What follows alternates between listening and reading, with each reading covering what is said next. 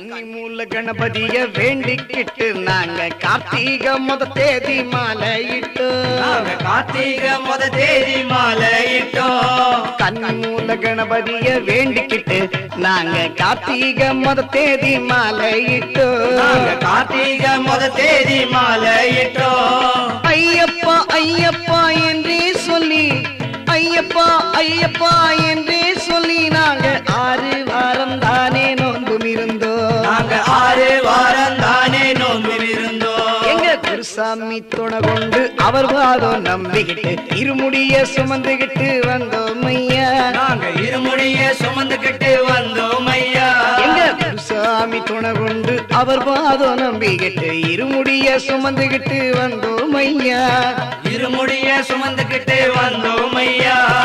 6 படை வீடு சென்று கந்தனையே